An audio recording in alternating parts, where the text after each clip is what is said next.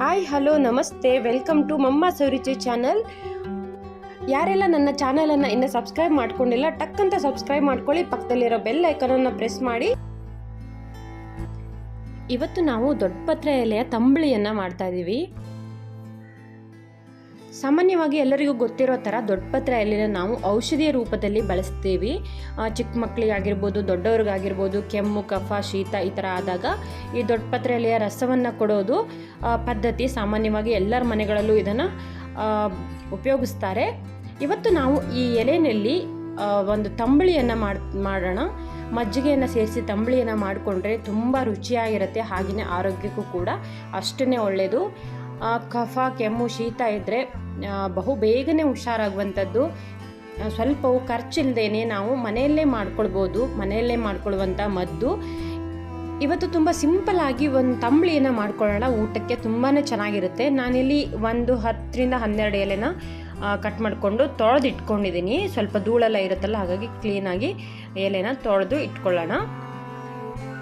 ನಂತರ ಒಂದು ಬಾಣಲಿಗೆ ಒಂದು 3ರಿಂದ 4 ಸ್ಪೂನಷ್ಟು ಎಣ್ಣೆನ ಹಾಕ್ಕೊಂಡು ಒಂದು ಸ್ವಲ್ಪ ಸಾಸಿವೆನ ಹಾಕ್ಕೊಳ್ಳೋಣ.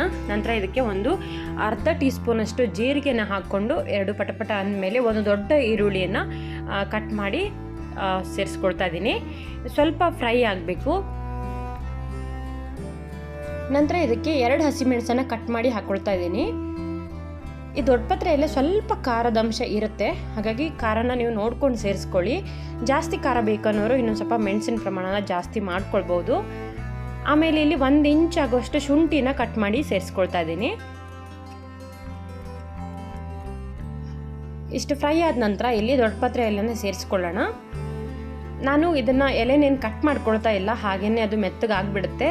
ಹಾಗಾಗಿ ಅದು ಹಾಗೆಯೇ ಸೇರಿಸ್ಕೊಳ್ತಾ ಇದ್ದೀನಿ. ಸ್ವಲ್ಪ ಬಿಸಿ ತಾಗ್ತಿರೋ ಹಾಗೆಯೇ ಇದು ಮೆತ್ತಗಾಗುತ್ತೆ. ಕಟ್ ಮಾಡಿ ಬೇಕಾದರೆ ಹಾಕ್ಕೊಳ್ಬೋದು, ನಿಮಗೆ ಫ್ರೈ ಮಾಡೋದಕ್ಕೆ ಈಸಿ ಆಗುತ್ತೆ ಅನ್ನೋ ಹಾಗಿದ್ರೆ. ಒಂದು ಸ್ವಲ್ಪ ಬಿಸಿ ಆಗ್ತಿರೋ ಹಾಗೆಯೇ ಸ್ವಲ್ಪ ನೀರಿನ ಅಂಶ ಬಿಟ್ಕೊಳ್ತಾ ಬರುತ್ತೆ, ಸ್ವಲ್ಪ ಮೆತ್ತಗಾಗುತ್ತೆ. ನಾವು ಚಿಕ್ಕ ಮಕ್ಕಳಿಗೆ ಏನಾದರೂ ಕಫ ಆದರೆ, ಕೆಮ್ಮು ಇದ್ದರೆ ಇದನ್ನು ಕಾವಲಿನಲ್ಲಿ ಒಂದು ಸ್ವಲ್ಪ ಬಿಸಿ ಮಾಡಿ ಇದ್ರ ರಸನ ಹಿಂಡಿದ್ರೆ ಒಂದು ಎಲೆ ಅಥವಾ 2 ಎಲೆನಲ್ಲಿ ಒಂದು ಅರ್ಧ ಚಮಚದಷ್ಟು ರಸ ಸಿಗುತ್ತೆ. ಅದಕ್ಕೆ 1-2 ಹನಿ ಜೇನುತುಪ್ಪ ಮಿಕ್ಸ್ ಮಾಡಿ ಕುಡಿಸೋದ್ರಿಂದ ಕೂಡ ಮಕ್ಕಳಲ್ಲಿ ಕಫ, ಕೆಮ್ಮು ಕೂಡ ಕಡಿಮೆ ಆಗುತ್ತೆ. ಇವಾಗ ಇಷ್ಟು ಫ್ರೈ ಆದ ನಂತರ ಇದಕ್ಕೆ ನಾನು 3ರಿಂದ 4 ಸ್ಪೂನಷ್ಟು ತೆಂಗಿನ ತುರಿನ ಸೇರಿಸ್ಕೊಳ್ತಾ ಇದ್ದೀನಿ. 1-2 ನಿಮಿಷ ಹಾಗೆಯೇ ಮೀಡಿಯಮ್ ಫ್ಲೇಮಲ್ಲಿ ಸ್ವಲ್ಪ ಫ್ರೈ ಮಾಡಿಕೊಂಡು ಆಮೇಲೆ ಇದನ್ನ ಗ್ಯಾಸ್ ಆಫ್ ಮಾಡಿ ಸ್ವಲ್ಪ ತಣ್ಣಗಾಗೋದಕ್ಕೆ ಬಿಟ್ಬಿಡೋಣ. ನೋಡಿ, ಇವಾಗ ಎಲೆನ ನೋಡ್ತಾ ಇದ್ದೀರಲ್ಲ ಎಷ್ಟು ಮೆತ್ತಗಾಗಿದೆ ಅಂತ. ಇವಾಗ ಇದನ್ನು ಗ್ಯಾಸ್ ಆಫ್ ಮಾಡಿ ಹಾಗೆಯೇ ತಣ್ಣಗಾಗೋದಕ್ಕೆ ಬಿಡೋಣ. ಇವಾಗ ಇದನ್ನು ಮಿಕ್ಸಿ ಜಾರಲ್ಲಿ ರುಬ್ಕೋಬೇಕು. ಇವಾಗ ಇದು ಸಂಪೂರ್ಣವಾಗಿ ತಣ್ಣಗಾಗಿದೆ. ಮಿಕ್ಸಿ ಜಾರ್ಗೆ ಇದನ್ನು ಸೇರಿಸ್ಕೊಳ್ತಾ ಇದ್ದೀನಿ. ಹಾಕ್ಕೊಂಡು ಇದಕ್ಕೆ ಸ್ವಲ್ಪ ಕೊತ್ತಂಬರಿ ಸೊಪ್ಪನ್ನು ಸೇರಿಸ್ಕೊಳ್ತಾ ಇದ್ದೀನಿ. ಹಸಿ ಕೊತ್ತಂಬರಿ ಸೊಪ್ಪನ್ನು ಹಾಕ್ಕೊಳ್ತಾ ಇದ್ದೀನಿ.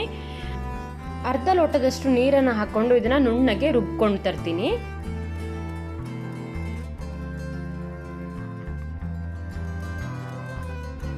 ಇವಾಗ ರುಬ್ಬಿದಾಗಿದೆ. ನಾನಿಲ್ಲಿ ಮಜ್ಜಿಗೆನ ತಗೊಳ್ತಾ ಇದ್ದೀನಿ, ಮೊಸರು ತಗೊಳ್ತಾ ಇಲ್ಲ. ಇದನ್ನು ಮೊಸರನ್ನ ಕಡಿದ್ಬಿಟ್ಟು ಮಜ್ಜಿಗೆನ ತಗೊಳ್ತಾ ಇದ್ದೀನಿ. ನೀವು ಮೊಸರನ್ನ ಕೂಡ ತಗೊಳ್ಬೋದು. ಚೆನ್ನಾಗಿ ಮಿಕ್ಸ್ ಮಾಡಿಬಿಟ್ಟು ಕರಡ್ಬಿಟ್ಟು ಮೊಸರನ್ನು ಕೂಡ ತಗೊಳ್ಬೋದು. ನಾನಿಲ್ಲಿ ದಪ್ಪ ಮಜ್ಜಿಗೆನ ತಗೊಂಡಿದ್ದೀನಿ.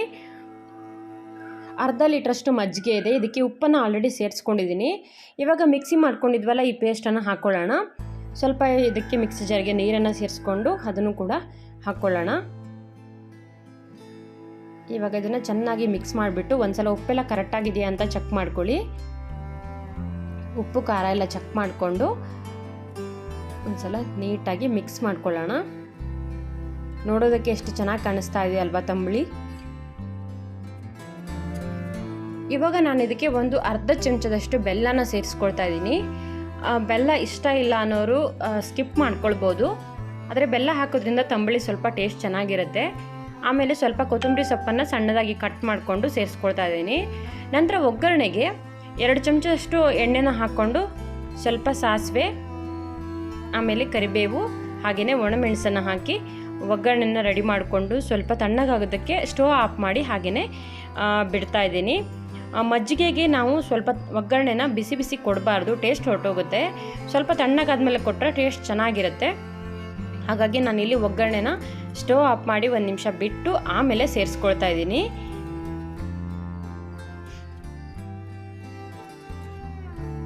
ಇವಾಗ ದೊಡ್ಡಪತ್ರೆ ಎಲೆ ತಂಬಳಿಗೆ ನಾವು ಒಗ್ಗರಣೆನೂ ಕೂಡ ಹಾಕಿ ಆಯಿತು. ಇವಾಗ ದೊಡ್ಡಪತ್ರೆ ಎಲೆಯ ತಂಬಳಿ ಕಂಪ್ಲೀಟಾಗಿ ರೆಡಿ ಆಯಿತು. ಸಿಂಪಲ್ ಆಗಿ ಟೇಸ್ಟಾಗಿ ಮಾಡುವಂತಹ ತಂಬಳಿ ಇದು. ಆರೋಗ್ಯಕ್ಕೆ ಕೂಡ ಅಷ್ಟೇ ಒಳ್ಳೆಯದು. ಕೆಮ್ಮು, ಶೀತ, ಥಂಡಿಗೆ ಇದು ರಾಮಬಾಣ ಇದ್ದ ಹಾಗೆ. ಯಾರಿಗಾದರೂ ಅವಾಗವಾಗ ಕೆಮ್ಮು, ಶೀತ ಈ ಥರ ಆಗ್ತಾನೆ ಇರುತ್ತೆ, ಪುನಃ ಆಗ್ತಾನೆ ಇರುತ್ತೆ ಅಂದರೆ ವಾರಕ್ಕೊಂದ್ಸಲ ಈ ತಂಬಳಿನ ಮಾಡ್ಕೊಂಡು ಕುಡಿತಾ ಬಂದರೆ ಕೆಮ್ಮು, ಶೀತ, ಕಫ ಎಲ್ಲ ಕಡಿಮೆ ಆಗುತ್ತೆ. ಈ ತಂಬಳಿ ಅನ್ನದ ಜೊತೆ ಊಟ ಮಾಡೋದಕ್ಕೆ ತುಂಬ ಚೆನ್ನಾಗಿರುತ್ತೆ. ಹಾಗೆಯೇ ಸುಮ್ಮನೆ ಲೋಟದಲ್ಲಿ ಕುಡಿತೀವಿ ಅಂದ್ರೂ ಕೂಡ ತುಂಬ ಚೆನ್ನಾಗಿರುತ್ತೆ. ಈ ಗಿಡ ಬೆಳೆಸೋದು ಕೂಡ ತುಂಬ ಕಷ್ಟ ಇಲ್ಲ. ಒಂದು ಸಣ್ಣ ಕುಂಡದಲ್ಲಿ ಹಾಕಿ ಬೆಳೆಸಿದ್ರೆ ಆರಾಮಾಗಿ ಬೆಳೆಸ್ಕೊಳ್ಬೋದು. ಹಾಗಿದ್ರೆ ಇವತ್ತಿನ ರೆಸಿಪಿ ನಿಮಗೆ ಇಷ್ಟ ಆಯಿತು ಅನ್ಕೋತೀನಿ. ಇಷ್ಟ ಆಗಿದ್ರೆ ಒಂದು ಲೈಕ್ ಕೊಡಿ, ಫ್ರೆಂಡ್ಸು ಫ್ಯಾಮಿಲಿಯೊಂದಿಗೆ ಶೇರ್ ಮಾಡಿ. ನನ್ನ ಚಾನಲನ್ನು ಯಾರೆಲ್ಲ ಇನ್ನೂ ಸಬ್ಸ್ಕ್ರೈಬ್ ಮಾಡ್ಕೊಂಡಿಲ್ಲ ದಯವಿಟ್ಟು ಸಬ್ಸ್ಕ್ರೈಬ್ ಮಾಡ್ಕೊಳ್ಳಿ, ಸಪೋರ್ಟ್ ಮಾಡಿ, ಹಾಗೆಯೇ ಶೇರ್ ಮಾಡಿ. ಒಂದೊಳ್ಳೆ ರೆಸಿಪಿಯೊಂದಿಗೆ ಮತ್ತೆ ಬರ್ತೀನಿ. Thank you for watching. Have a nice day.